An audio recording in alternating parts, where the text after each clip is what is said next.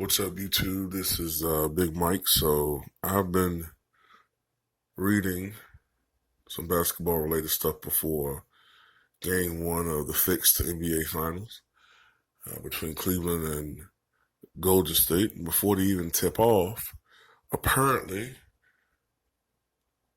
LeBron James is being recruited by Chris Paul to join the Houston Rockets.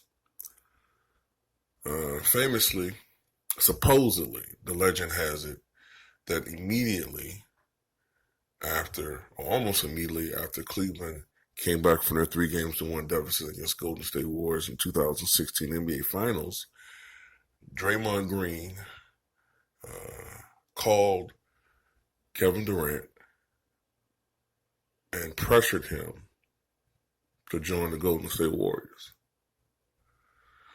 And Chris Paul is supposedly doing the same thing.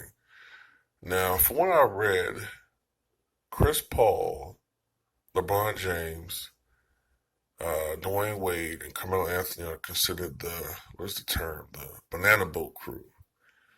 And that James considers those three guys his only real friends in the NBA. They're close friends. I think,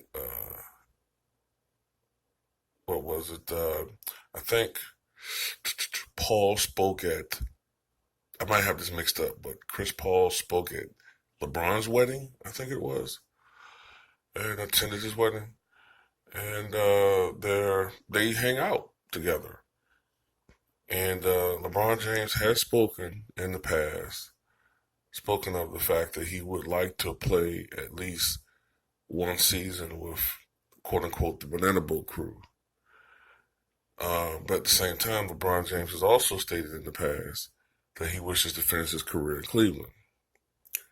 So I don't know how much validity is in this article. I lean toward LeBron James resigning with Cleveland, but I think I have to also say that it's possibly contingent on how Cleveland performs in this finals. If by some miracle they win the NBA championship, then I think that pretty much shut the door on him going anywhere else. I think he will be satisfied on staying in Cleveland and working and progressing with the team he has here. If they lose, but not terribly, like 4-2, it's a somewhat competitive series, I still lean toward him staying. But if it's an absolute blowout type series, as I kind of expect it to be, unless there's some referee shenanigans going on, then I think that the option for him to leave is there, and he might possibly take it. Apparently, it is economically feasible for this to happen. After this season, LeBron James is a free agent. Chris Paul is a free agent. Dwayne Wade is a free agent. Carmelo Anthony is, I think he has that $27 million that's owed to him that can be picked up by a team. A $27 million option, excuse me, that can be picked up by a team. I think and James Harden, of course, is locked up in Houston, so he's not going anywhere. I think the only albatross in this thing, from what I've read, the only snag would be Ryan Anderson's contract. I think he's owed over $2 million. He's owed over the next 2 years something like $40+ million. So if some team can pick that up somehow, maybe this thing could be done. From a legacy standpoint, if LeBron James was to join Houston,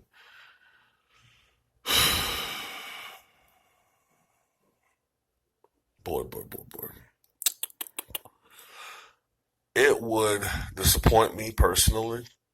And if he wins titles with this Rockets team and ties and possibly even surpasses Jordan, you hear the fanboy, I would never count those championships. Like don't really count Miami the same way I count, Kobe's and especially Jordan's, and Isaiah's, Bird's. It's not the same because you're just sort of like playing 2K, right? And it's sort of like it's exactly like playing NBA 2K, right? And you're playing against the Phoenix Suns, this year's Phoenix Suns, and it's like you take all the Laker legends and put them on the roster and play against that team. Like, is that really fair? You know what I'm saying? Having Shaq and Abdul-Jabbar and Chamberlain at your centers, and Mikan and Rudy LaRusso and Paul Gasol and Worthy and just having everybody, Magic, Jerry West, Elgin Baylor, Kobe, everybody on one fucking team. That isn't fair. So that's kind of how I look at it, man. It's whatever. If that was to happen, LeBron fans would say, well, Kevin Durant did it and all this type of shit. So whatever.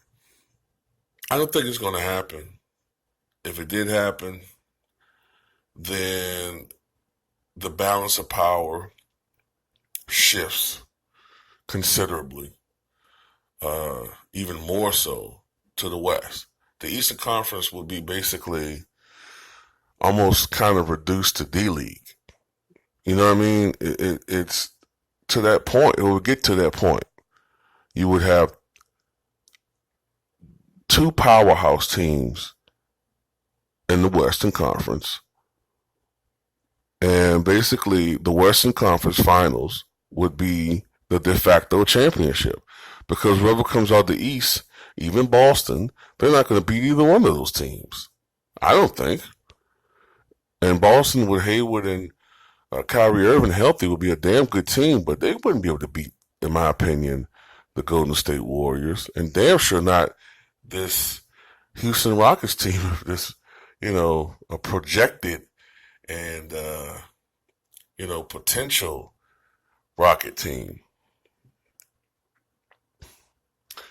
Only thing about it though,